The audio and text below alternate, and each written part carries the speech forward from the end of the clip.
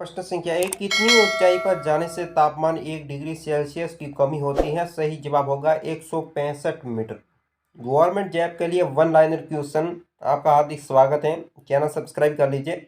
दूसरा सवाल है, किस ग्रह के चारों ओर वलय हैं? सही जवाब होगा शनि ग्रह ऐसा है जिसके चारों ओर वलय है। अगला सवाल है आपके लिए, विश्व में सर्वाधिक शाखाओं वाला बैंक कौन सा है? सही जवाब होगा भारतीय स्टेट बैंक है जो सबसे अधिक शाखाओं वाला बैंक है। अगला सवाल आपके लिए बनता है, सफेद हाथियों का देश कौन सा है? सफेद हाथी किस देश में पाए जाते हैं? तो सही जवाब आपके लिए होगा थाईलैंड ऐसा देश है जहाँ सफेद हाथी पाए जाते हैं। अगला सवाल है आपके लिए, कंगारू किस देश का राष्ट्रीय चिन्ह है? सही जवाब होगा ऑस्ट्रेलिया ऐसा देश है जिसका कंगारू राष्ट्रीय चिन्ह है। अगला सवाल आपके लिए बनता है, सुंदरलाल बहुगुणा का संबंध किस आंदोलन से है? तो इसका सही जवाब होगा चिपको आंदोलन का संबंध सुंदरलाल बहुगुणा से है। अगला सवाल आपके लिए बनता है, सन 1923 ईस्वी में राष्ट्रीय पार्टी का गठन किसने किया था? सही जवाब होगा चित्तरंजन दास और मोतीलाल नेहरू, इन दोनों ने स्वराज पार्टी का गठन 1923 ईस्वी में किया था। अगला सवाल आपके लिए बनता है, भगत सिंह राजगुरु सुखदेव को फांसी कब दी गई थी? सही जवाब होगा 23 मार्च 1931 को भगत सिंह सुखदेव और राजगुरु को फांसी दी गई थी। अगला सवाल आपके लिए है, माउंट एवरेस्ट पर सबसे पहले कौन चढ़ा था? सही जवाब होगा तेनजिंग नार्गे भारत का था और एडमिन हिलेरी जो न्यूजीलैंड की थी ये माउंट एवरेस्ट पर चढ़ी थी सबसे पहले। अगला सवाल आपके लिए बनता है, पद्मावत की रचना किसने की थी? सही जवाब होगा आपके लिए मलिक मोहम्मद जायसी नाम का लेखक था जिसने पद्मावत ग्रंथ लिखा है। अगला सवाल आपके लिए है, भारतीय संविधान का सबसे बड़ा स्रोत क्या है? सही जवाब होगा 1953 का भारतीय शासन अधिनियम है जो भारतीय संविधान का सबसे बड़ा स्रोत माना जाता है। अगला सवाल आपके लिए, पंचायती राज संस्थाओं को संवैधानिक मान्यता हेतु किस समिति ने सिफारिश की थी? सही जवाब होगा लक्ष्मी मल्ल सिंघवी नाम की समिति थी जिसने पंचायती राज संस्था का संवैधानिक गठन किया था। अगला सवाल, 1935 के अधिनियम को किसने दास्ता का अधिकार पत्र कहा है? सही जवाब होगा पंडित जवाहरलाल नेहरू ने 1935 में दास्ता का अधिकार पत्र कहा है। अगला सवाल आपके लिए बनता है, संविधान सभा के संवैधानिक सलाहकार कौन थे? सही जवाब होगा सर BN राव हैं, वे संविधान सभा के संवैधानिक सलाहकार माने जाते हैं। अगला सवाल देख लेते हैं। अगला सवाल है, विधि दिवस कब मनाया जाता है? तो इसके लिए आपके लिए सही जवाब होगा 26 नवंबर को विधि दिवस मनाया जाता है। देखते हैं अगला सवाल। अगला सवाल है, मंत्रिमंडल शब्द का उल्लेख किस अनुच्छेद में होता है? सही जवाब होगा अनुच्छेद 352 में मंत्री परिमंडल का शब्द का उल्लेख मिलता है। अगला सवाल आपके लिए है, प्रथम बार राष्ट्रीय ध्वज कब फहराया गया था? सही जवाब होगा 26 जनवरी 1930 ईस्वी को प्रथम बार राष्ट्रीय ध्वज फहराया गया था। बात करते हैं अगले सवाल की तरफ। अगला सवाल, शिक्षक संस्थानों में धार्मिक शिक्षा का प्रतिबंध किस अनुच्छेद के तहत लगाया गया है? सही जवाब होगा अनुच्छेद 28 में शिक्षण संस्था में धार्मिक शिक्षा पर प्रतिबंध लगाया गया था। अगला सवाल आपके लिए देख लेते हैं, कांग्रेस के किस अधिवेशन में पूर्ण स्वराज की घोषणा की हुई है? सही जवाब होगा लाहौर अधिवेशन 1929 में कांग्रेस के पूर्ण स्वराज की घोषणा की थी इस अधिवेशन में। अगला सवाल, मतदाता की आयु 21 वर्ष से घटाकर 18 वर्ष किस संविधान संशोधन द्वारा की गई थी?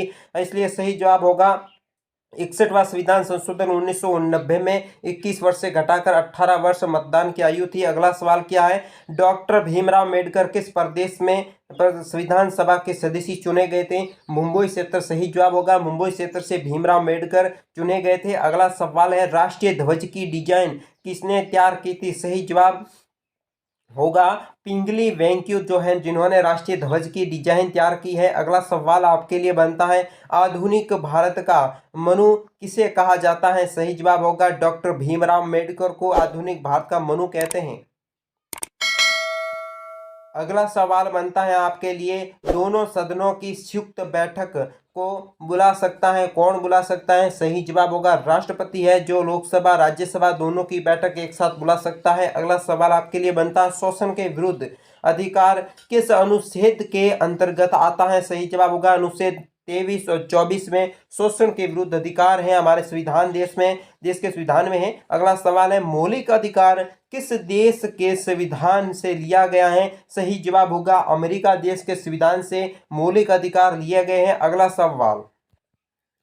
सवाल किस संविधान संशोधन द्वारा दिल्ली को राष्ट्रीय राजधानी का दर्जा दिया गया? सही जवाब होगा 69वें संविधान संशोधन द्वारा राष्ट्रीय राजधानी दिल्ली को दर्जा मिला है। अगला सवाल है कौन लोहितवादी के उपनाम से प्रसिद्ध हुए हैं? सही जवाब होगा गोपाल हरि देशमुख हैं जो लोहितवादी नाम से उपनाम से भी प्रसिद्ध हैं। अगला सवाल है आपके लिए 1857 के विद्रोह के समय जगदीशपुर में विद्रोह का नेतृत्व किसने किया था? सही जवाब होगा कुंवर सिंह सेन ने विद्रोह का नेतृत्व किया था 1857 के विद्रोह का। अगला सवाल है आपके लिए सल्तनत काल में दार उल सफा क्या होता है? सही जवाब होगा ये एक चिकित्सालय है, इस नाम का प्रसिद्ध है।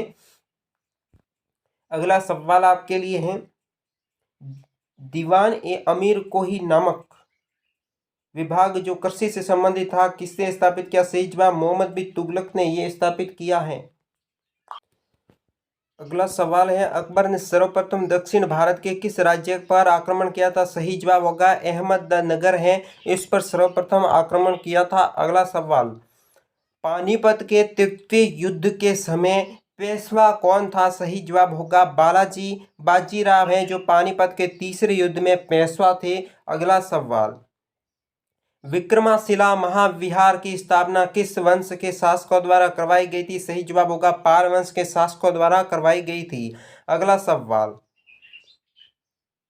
सूर्य देवी गायत्री को संबोधित गायत्री मंत्र किस ग्रंथ में है? तो सही जवाब होगा ऋग्वेद संहिता में सूर्य देवी गायत्री को संबोधित किया गया है गायत्री मंत्र के रूप में। अगला सवाल है औरंगजेब ने किस सिख गुरु को फांसी दी थी? सही जवाब होगा गुरु तेग बहादुर को औरंगजेब ने फांसी दी थी, वे सिख गुरु थे। अगला सवाल पूर्ण स्वराज्य की शपथ कांग्रेस के किस अधिवेशन में ली गई थी? सही जवाब होगा लाहौर का अधिवेशन 1929 ईस्वी में लाहौर का अधिवेशन जिसमें पूर्ण स्वराज्य की शपथ दिलवाई गई थी।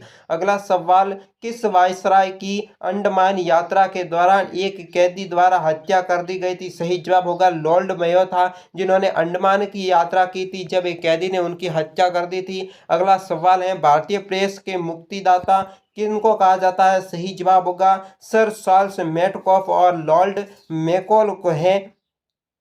अगला सवाल आप देख लेते हैं भारतीय राष्ट्रीय कांग्रेस के सूरत अधिवेशन के अध्यक्ष कौन थे? सही जवाब होगा रासबिहारी घोष हैं जो राष्ट्रीय सूरत अधिवेशन के अध्यक्ष थे। अगला सवाल बाल गंगाधर तिलक को भारतीय अशांति का जनक किसने कहा है? सही जवाब होगा वैलेंटाइन चिरोल ने कहा है बाल गंगाधर तिलक को अशांति का जनक।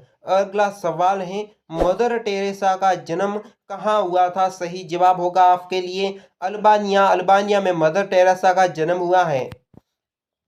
अगला सवाल छोटा नागपुर पठार की सबसे ऊंचाई चोटी कौन सी है? तो ऊंची चोटी सबसे बड़ी है पारसनाथ जो छोटा नागपुर पठार की सबसे ऊंची चोटी है। अगला सवाल है आपके लिए भारत में अभ्रक का सर्वाधिक उत्पादन कौन से राज्य में होता है? सही जवाब होगा झारखंड में सबसे अधिक अभ्रक का उत्पादन होता है। अगला सवाल है आपके लिए कौन सा राज्य मसाला उत्पादन के लिए प्रसिद्ध है? सही जवाब होगा आपके लिए केरल है जो मसाला उत्पादन के लिए प्रसिद्ध है। अगला सवाल क्षेत्रफल में भारत का सबसे बड़ा राज्य कौन सा है? सही जवाब होगा आपके लिए राजस्थान है जो क्षेत्रफल दृष्टि से भारत का सबसे बड़ा राज्य है। अगला सवाल है नील क्रांति का संबंध किससे है? सही जवाब होगा मत्स्य उत्पादन से नीली क्रांति का संबंध माना जाता है। बात करते हैं अगला सवाल की तरफ। अगला सवाल है श्वेत क्रांति का संबंध किस क्षेत्र से माना जाता है? तो इसका सही जवाब क्या होगा? सही जवाब दुग्ध उत्पादन से श्वेत क्रांति का जनक माना जाता है। अगला सवाल है जल क्रांति अपेक्षित घनत्व अधिकतम होता है? सही जवाब होगा 4 डिग्री सेल्सियस जल का अपेक्षित घनत्व अधिक होता है। अगला सवाल है आपके लिए भारत के लोकसभा के पहले अध्यक्ष कौन थे? सही जवाब होगा गणेश वासुदेव मावलकर जो भारत के लोकसभा के अध्यक्ष थे। सरकारी या गवर्नमेंट जॉब है उनकी आप तैयारी कर रहे हो तो हमारे चैनल के साथ बने रहे। वीडियो कैसा लगा कमेंट बॉक्स में बताना है। वीडियो को करें लाइक, दोस्तों के साथ करें शेयर और चैनल को करना है सब्सक्राइब। सक्सेस अगर आप आना चाहते हो तो आज ही हमारे चैनल के साथ जुड़े रहिएगा। Very very thank you so much. आपका दिन शुभ हो।